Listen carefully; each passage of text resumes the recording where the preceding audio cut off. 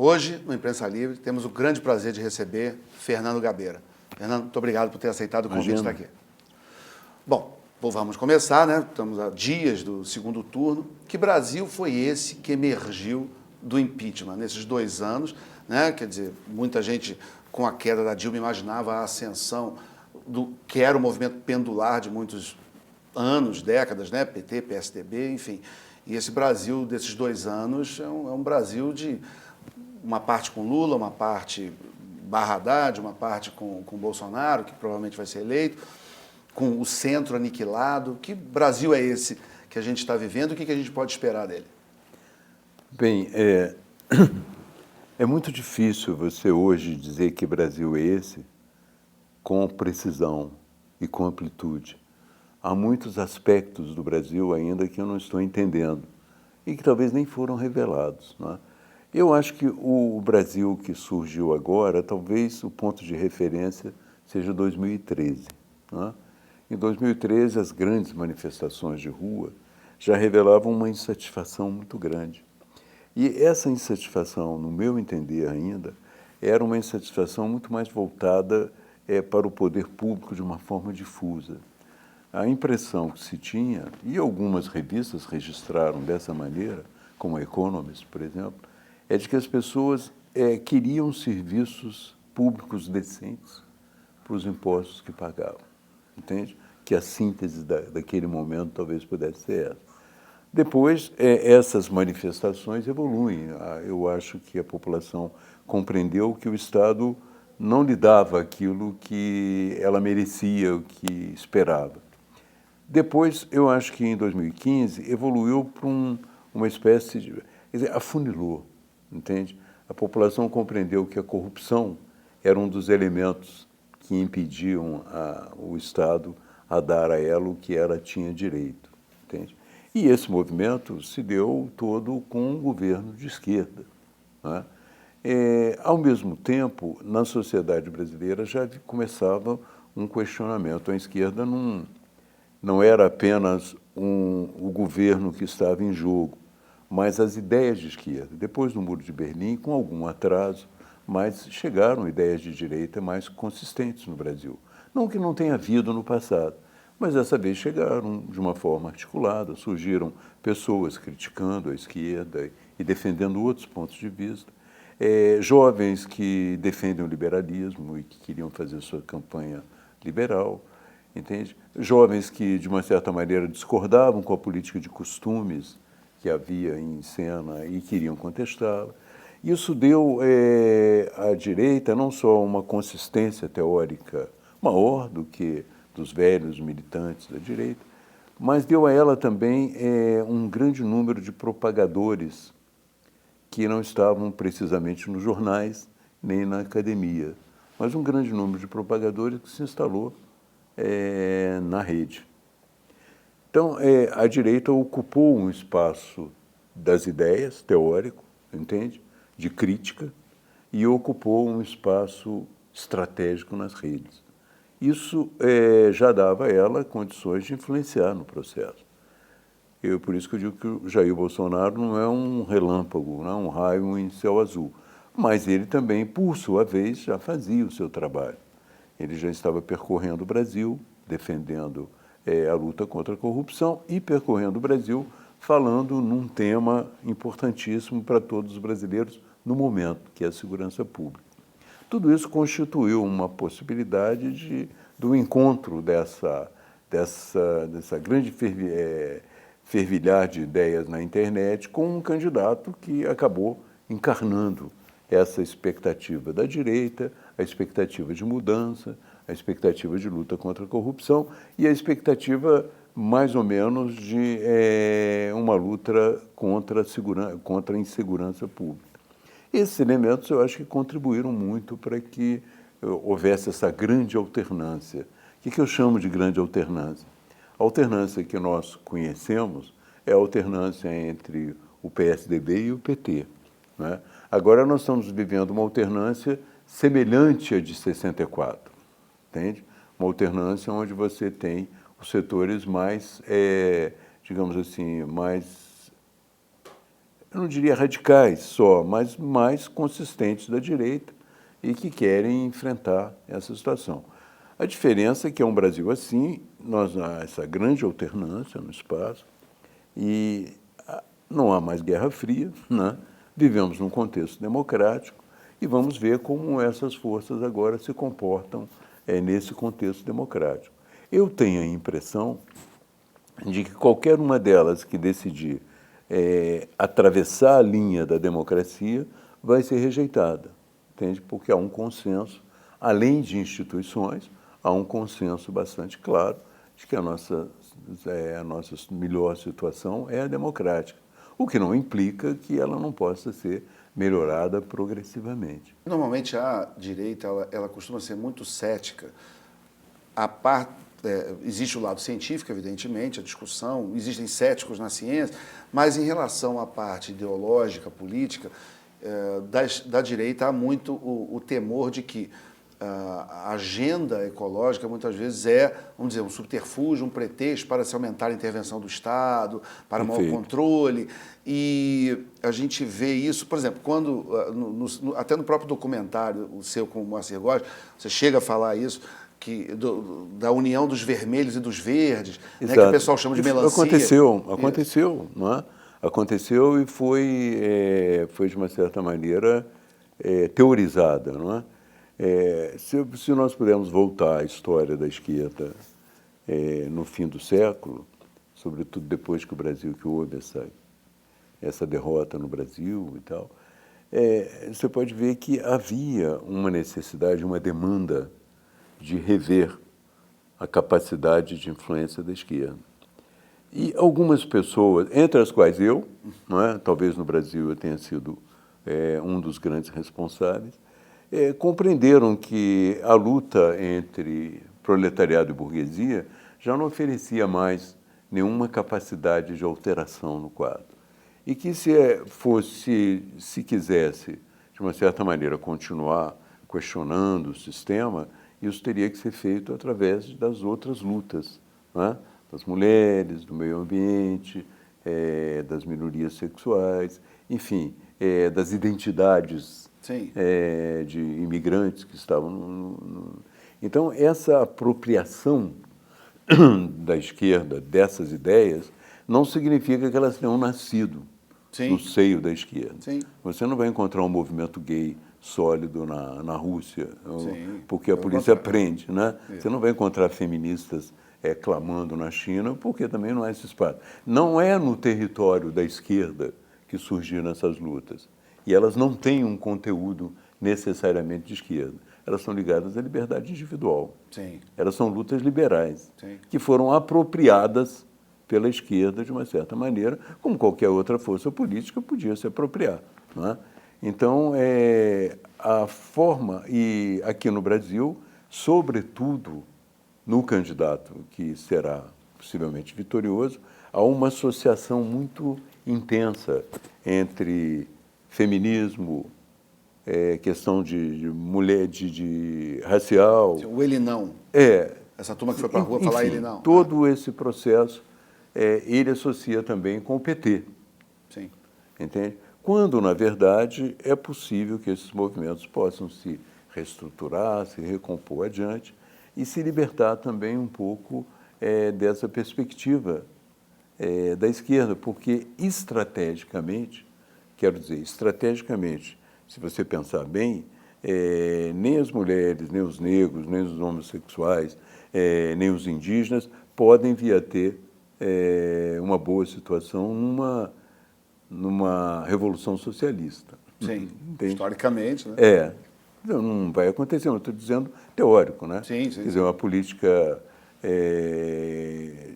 das minorias no Canadá, a política indígena é muito mais avançada do que na China ou no que entra no Tibete, entende?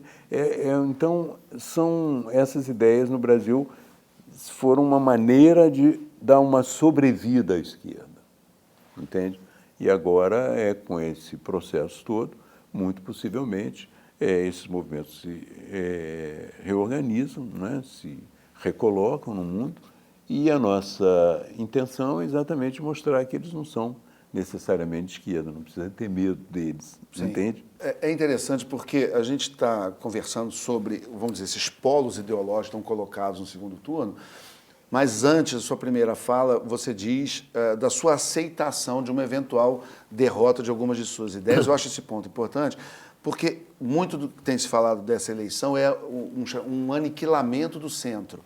Né? Quer dizer, você teria extremos, você teria posições muito distintas, antagônicas em muitos temas, e que dificultaria o diálogo normal da democracia, o diálogo no parlamento. Então, por exemplo, quando alguém diz eu vou perder a eleição, mas eu continuo apostando no Brasil, continuo apostando no diálogo, e vou...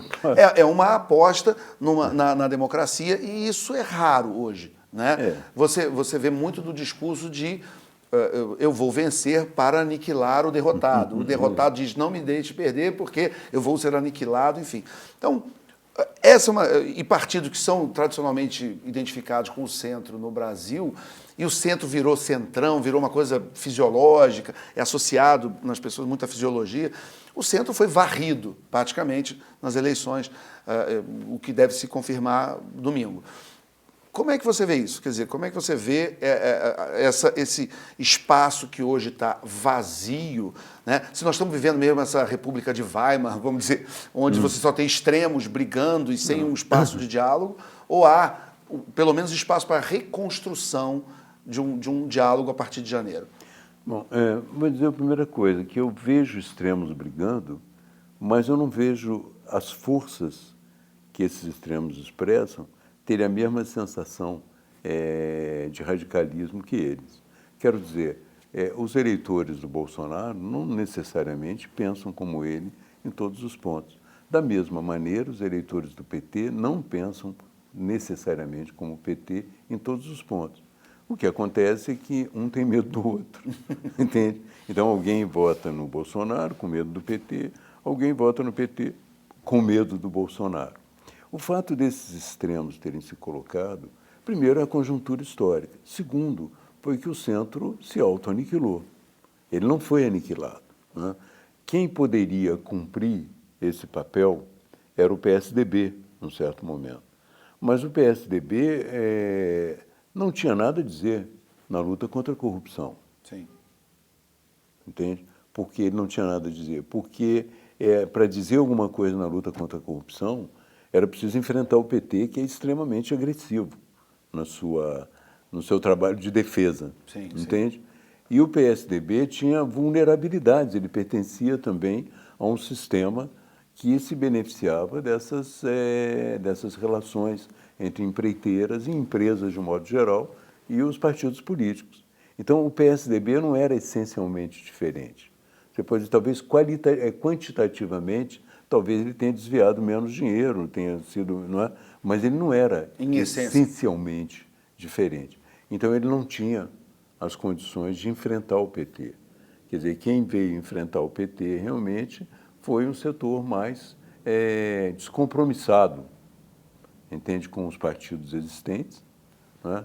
Mais descompromissado com o sistema político partidário existente e que tinha condições não só de enfrentar o PT tranquilamente, como não tinha uma retaguarda para ser explorada pelo PT, entende?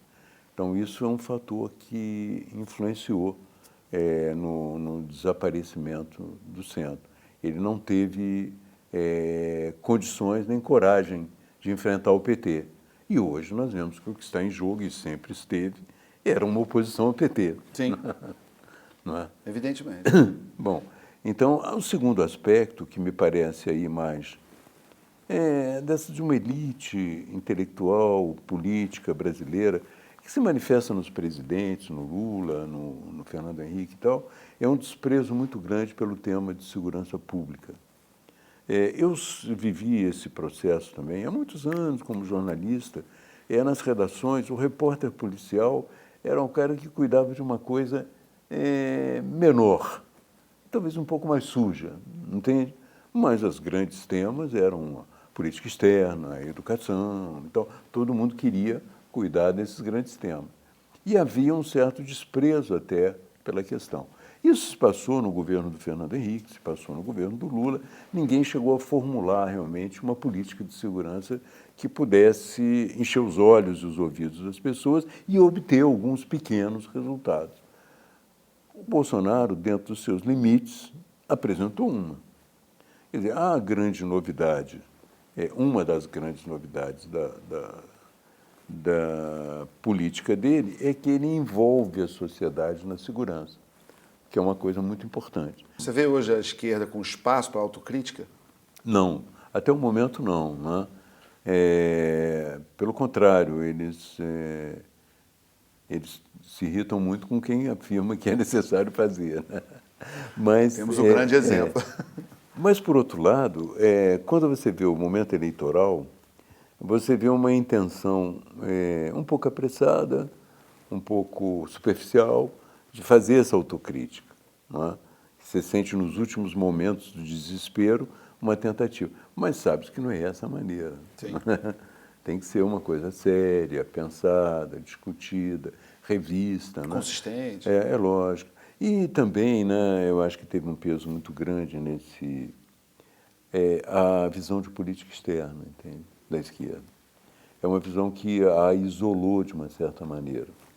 E qual é o problema, que eu temo que o Bolsonaro não caia nessa, mas o problema é o seguinte, é você chegar ao governo com o partido vitorioso, você ter uma concepção de política externa e tentar julgar a tua concepção de política externa tal como ela existe no seu partido. Sim. Entende? Esquecendo que a política externa é um produto de um consenso nacional. Sim. Não é, vamos dizer, no caso do PT, o Walter Pomar, né? Exato. Você é maior do que ele. É um consenso nacional. Então, você decidir que vai apoiar a Venezuela ou vai apoiar Cuba da maneira como se apoiou, canalizando recursos como foram canalizados, sem que haja uma consulta à maioria, ou sem que a maioria da população, que não sabia disso na eleição, Sim. que isso ser feito, aí você faz um ligeiro salto, até um pouco antidemocrático. Você chega ao poder e transforma a política externa do país na expressão da sua política partidária, e não da política nacional. Mas na política de segurança, existem alguns equívocos, entende? Que quando você dá o norte, vamos matar, ou a polícia tem que ter o direito de matar, eu concordo, entende? A polícia tem que ter o direito de se defender e matar. Se alguém tem que morrer, é quem está contra a lei e não o defensor da sociedade. Está muito bem. O excludente de ilicitude, né, que tem que se discutir tanto. Né? Mas agora você tem que examinar o contexto em que nós estamos. Em primeiro é o seguinte, que uma política de segurança hoje, ela se beneficiaria muito da tecnologia e da ciência. E nós temos que julgar com isso. Eu venho de uma cidade agora de São Paulo, Guararema, uma cidade de 30 mil habitantes, que instalou 90 câmeras, tem um monitoramento eficaz dessas câmeras, reduziu brutalmente a violência na cidade, praticamente tranquila a cidade, todos andam tranquilos, né? Há 33 meses não há um crime de morte, entende? Mas, e mais ainda, essa cidade, gastando 6 milhões com esse equipamento, ela suprimiu a guarda municipal. Não é preciso guarda municipal, que custaria muito mais por ano. Então, quando você pensar na política de segurança também, você tem que levar em conta esse fator, que hoje, com a ciência e a tecnologia, você consegue efeitos maiores com um pessoal menos reduzido. E isso talvez não quer dizer que você não vá aumentar a polícia. Nessa cidade, a coisa só funciona porque você tem uma polícia eficaz e enxuta, trabalhando ali a serviço das câmeras, entende? Mas não sei até que ponto, entende? No parlamento, com a quantidade de policiais que entraram e com todos com um pensamento, eles não vão ter uma tendência mais sindical, mais voltada para ampliar o número de votos que eles têm, do que realmente buscar uma eficácia mais barata. Essa é uma questão, fica no ar. Né? A segunda questão é de que você precisa ensinar a polícia e dar coragem à polícia para ela resistir, ou para ela atacar e para ela matar, se for o caso.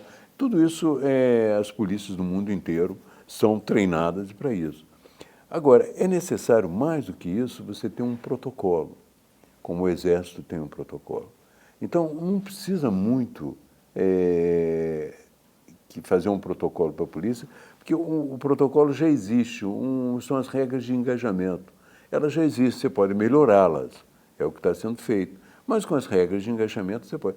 Agora, o Bolsonaro não parece perceber ainda que quando há a existência de grupos armados, que não são do Estado, grupos informais, armados, que é um grande problema mundial, não é? É a grande guerra mundial, que é assimétrica, né? Com esses grupos armados que dominam uma área, dominam outra, é que todo mundo está debruçado sobre ele, é que esses grupos tendem, pela inferioridade numérica, a usar a população como refém, como escudo. Sim. Lógica guerrilheira. Exato. Como escudo. Não, até mais do que a lógica guerrilheira, porque é uma lógica de você colocar a população para morrer na frente. Sim, sim. Entende? Tanto que eu, por exemplo, agora recebi uma imagem de um bairro aqui do Rio de Janeiro, de uma comunidade do Rio de Janeiro, onde os traficantes construíram um pula-pula no caminho da polícia para as crianças brincarem, com a invisível intenção de evitar que a entrada da polícia se desse ou houvesse algum conflito, alguma morte de criança. O que eu quero dizer com isso? Eu quero dizer que a tática desses grupos é uma tática que envolve a população e a coloca como escudo. Se você for pura e simplesmente com uma ideia de reprimir e não levar em conta as características dessa guerra moderna, desse choque moderno, você pode passar a ser um governo cruel e sanguinário sem nenhum efeito prático, entende? Então, talvez valesse a pena a gente discutir agora a segurança pública nesse outro diapasão, algo que os candidatos não fizeram com ele. Porque tudo que eles diziam, vamos ter inteligência, vamos ter interligado, mas inteligência para fazer o quê? A inteligência passou a ser uma palavra mágica, nós vamos ter uma inteligência. Não vamos com tiro, mas vamos com inteligência. Mas espera aí. Com atitude, né? Então, eu acho que é possível a gente chegar a uma política de segurança mais eficaz no Brasil e melhor, enquanto as outras variáveis começam a responder também, o número de empregos, a política social, enfim. Enquanto as outras variáveis, a recuperação econômica do Brasil, talvez contribuam também para um certo tipo de crime ser atenuado. O que não é o caso do consumo de droga. Sim. A experiência mostra, pelo menos eu vejo aqui no Brasil, que quanto mais rico e mais próspero o lugar, mais consumo de drogas existe, mais o tráfico. Angra dos Reis, a região de Angra dos Reis, talvez seja uma região onde as maiores fortunas do Brasil têm as suas casas. É uma área também já hoje tomada pelo tráfico, né? Interessante, porque um dos entrevistados aqui do programa foi o general Marco Aurélio Costa Vieira, ele foi o diretor executivo da Rio 2016, e é um consultor de segurança, e algumas coisas que ele falou primeiro que a segurança deveria realmente contar com inteligência, que com inteligência a gente diminui muito do enfrentamento. Não, isso é evidente. Não é? Quer dizer, e das câmeras, ele citou muito o caso das câmeras e da tecnologia, da nuvem, do reconhecimento facial, enfim, foi um tema dele. E eu estou achando algumas similaridades, estou achando interessante, porque isso também me dá um pouco de esperança da volta do diálogo. Porque eu vejo, por exemplo, se o general Marco Aurélio estivesse aqui conversando, ele não ia discordar em muito do que foi falado. Então, eu achei interessante. Eu mesmo entrevistei o coronel Bisacro, que escreveu um livro sobre isso. Ele é do Exército. Sim. Entendeu? No momento, ele está no Texas, completando a sua formação e tal. Mas é um especialista nesse campo, entende? Hoje você tem dentro do Exército muita gente que entende, mesmo porque foram para o Haiti, correram o mundo, tem várias tarefas aqui no Brasil. Hoje você tem no Exército uma compreensão disso, entende? E uma capacidade de ação já razoável. Aqui no Rio já tivemos a experiência da intervenção, que foi feita sem nenhuma preparação, pessoas foram julgadas na tarefa sem preparação, sem dinheiro, no princípio. E, apesar disso, eu defendi a intervenção contra todas as correntes. Isso. Que eram... Essa era uma dúvida. Eu queria uma visão sobre a intervenção. Pois é, eu acho que a intervenção hoje ela é vitoriosa, dentro dos seus limites, entende? E mais do que vitoriosa, ela deu o complemento que era preciso para compreender como se atua nessas situações. Ela hoje, a teorização, a experiência vivida, vai produzir também uma nova teoria, uma nova capacidade de você enfrentar esses problemas no Brasil. Então, eu acho que foi altamente positiva, apesar das pancadas que levei. Eu não levei pancada, mas pancada porque as pessoas achavam que o Exército viria para torturar, para matar indiscriminadamente. E eu tinha tido uma experiência no Vietnã, tinha visto como eles, no Vietnã, no Haiti. No Vietnã eu não tive experiência, não, felizmente, mas no Haiti, vendo como eles atuavam, entende? E no Haiti eles atuavam bem. Então, nas duas favelas, a Cité Soleil e principalmente Cité Soleil, né? Eles atuaram muito bem, eles substituíram os marroquinos, que eram da porrada e tal, e fizeram um trabalho muito mais inteligente, muito mais amplo e conseguiram reduzir a criminalidade, neutralizar os grupos que existiam lá. Então, eu acho que hoje existe já uma política de segurança embrionária, baseada na experiência, muito mais avançada do que o Bolsonaro expressa. Não sei se ele vai adotá-la. Vamos falar do presidiário mais famoso do Brasil, lá de Curitiba. Vamos. Você é um ex-petista, poderia ter sido vice em 89 dele. A primeira lembrança que eu tenho da política do seu nome era, inclusive, no PT, na campanha de 86, eu estava no colégio, não lembro bem. E como é que depois desses anos todos, tendo rapidamente participado do governo, tendo visto essa trajetória toda, olhar e ver o Lula hoje preso? Né, do primeiro processo de vários que ele responde, é possível até que tenha outras condenações, que elas se somem. Como é que é de alguém que conheceu ele muito de perto, tem toda uma trajetória da esquerda, ver o Lula preso? O que isso gera de sentimento ou reflexão? Olha, eu lamento que isso tudo tenha acontecido, entende? Lamento que a esquerda brasileira tenha seguido esse caminho, lamento até que não ter mais nenhum bom diálogo com ela, que eu gostaria muito de ter. Mas eu acho que há uma coisa no Lula que melhoraria a minha visão dele se ele não tivesse tido a tendência de negar o que aconteceu. Entende? De tentar, através dessa negativa, impor a sua vontade à justiça e ao país, né? Então, isso dificultou muito os últimos anos de relação com, ainda que seja uma relação distante, dificultou muito a relação com, ou pelo menos o debate com a esquerda, né? Porque o fato de negar o que aconteceu diante de toneladas de provas, de evidências, era uma coisa que dificultava muito qualquer tipo de avaliação, porque enquanto negam, o que querem? Eu mesmo já disse, o que significa lançar uma candidatura agora negando tudo o que aconteceu? Significa pedir à opinião pública ou aos eleitores uma carta branca para voltar lá e roubar de novo. Exatamente. Se você consegue, se você fez tudo o que fez e diz que não fez, e todos estão vendo que alguma coisa aconteceu, e você volta sem fazer uma autocrítica, você está pedindo uma carta branca para continuar aquele mesmo processo de devastação nacional que eles conduziram. Então, a dimensão dele histórica caiu mais ainda, entende? Quer dizer, ele poderia ter sido um prisioneiro também, hoje, mas um prisioneiro com outro status em relação à sociedade, um prisioneiro que tivesse avaliado e disse, olha, eu fiz coisas erradas, nós fizemos coisas erradas, mas fizemos boas também, mas as erradas foram essas, estamos dispostos a pagar e corrigir, entende? Eu acho que isso não foi feito. Isso diferencia, porque errar todos nós erramos. Não nessa dimensão, nível, é claro, não nessa dimensão fantástica de destruir estatais e tal. Pequenos erros existem aqui. A diferença... De uma forma sistemática, industrial. A diferença é que você, uma vez cometendo um erro involuntário, você reconhece, entende? E muda a sua atitude. Isso não aconteceu. Então, tudo isso quebrou muito, em grande parte da sociedade, qualquer elo de solidariedade com o Lula na cadeia, entende? Porque uma coisa é você considerar a trajetória de um político que viveu tudo isso, entende? E compreendeu, e deu a volta por cima, ainda dentro da cadeia.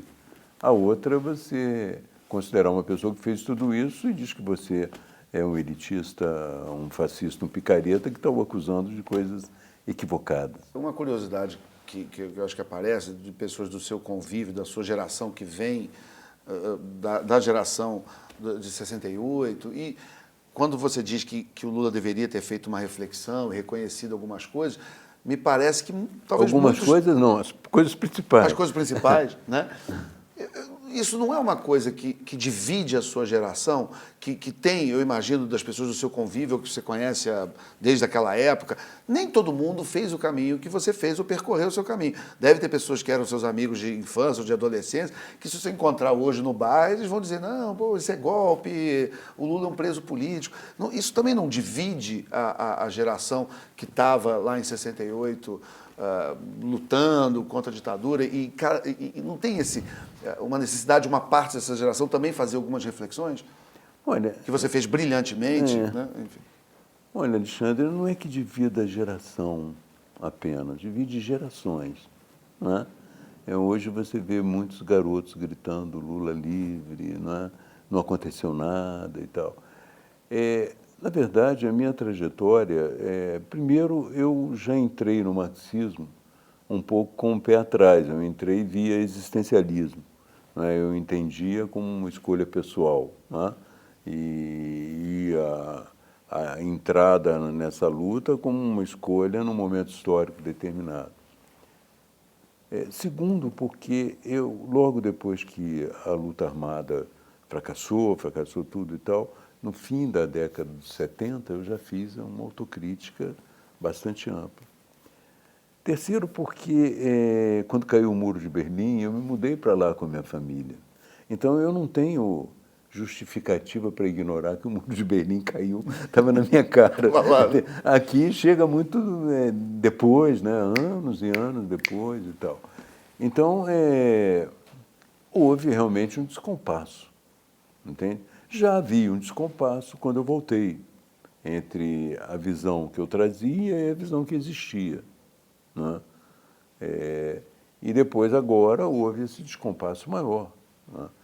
E a minha ideia foi o seguinte, continuar me criticando, continuar tendo uma visão crítica e estudando mais e mais e mais para fundamentar um caminho, entende? Não que eu tenha a intenção de fundamentar um caminho para o Brasil, de liderar, não quero liderar nada, nem a piscina do Flamengo, entende? O que eu acho é que, para mim, é confortante ter uma visão do mundo, uma visão do Brasil, uma visão de tudo que aconteceu, do que está acontecendo e, mais ou menos, uma tentativa de contribuir num sentido que me parece melhor. Quer dizer, para isso você tem que realmente fazer alguns estudos, algumas reflexões e tal.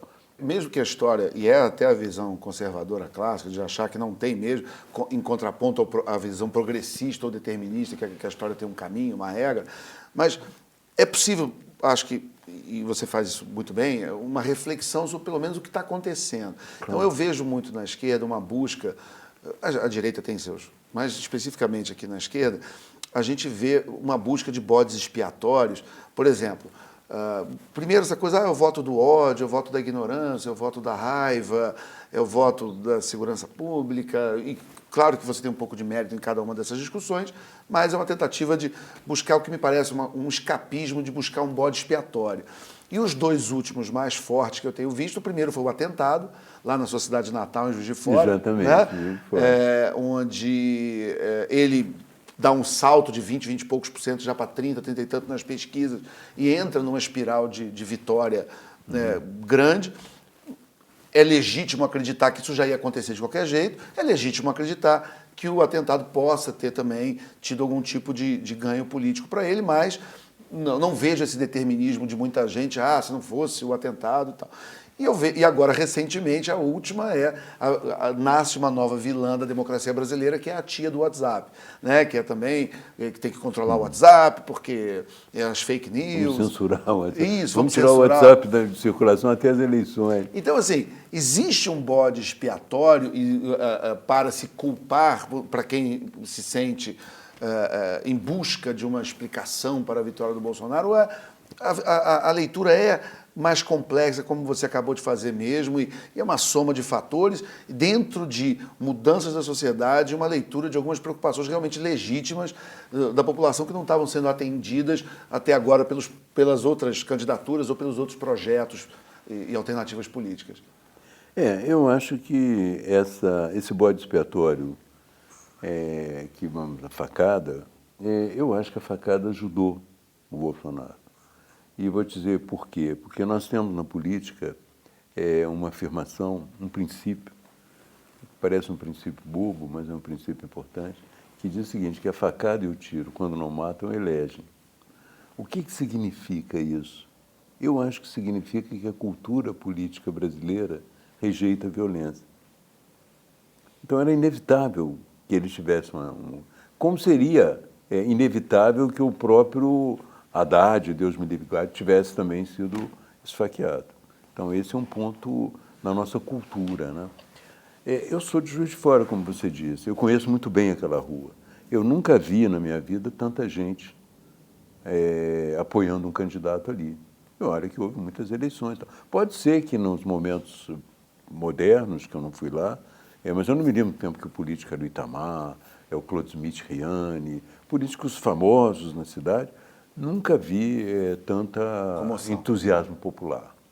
Então, naquele momento, quando ele levou a facada, o processo já era um processo de ascensão, entende? Então, é difícil atribuir apenas a facada a isso, entende? Embora ela tenha contribuído, não é?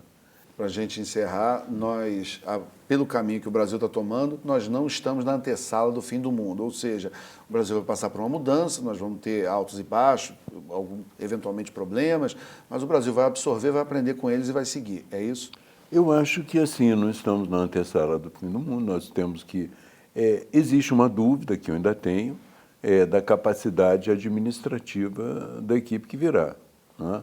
Da capacidade também de coordenação dessa equipe que o Bolsonaro vai ter, entende?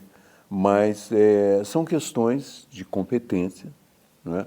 Não são questões de desonestidade, e que eu acho mais facilmente corrigíveis do que a desonestidade.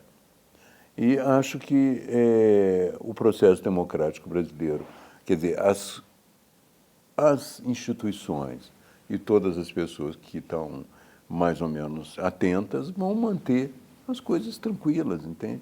Toda vez que me perguntam para onde vai o Brasil, todo mundo preocupado, eu também preocupado. Eu digo, olha, a única coisa que eu posso sintetizar para você é uma visão de escoteiro, sempre alerta. É o melhor. É o melhor. Bom, Fernando Gabeira, muito obrigado pela sua presença no Imprensa Livre. Para ver mais entrevistas como essa, não esqueçam de assinar o canal. Obrigado pela audiência. Até a próxima. Obrigado.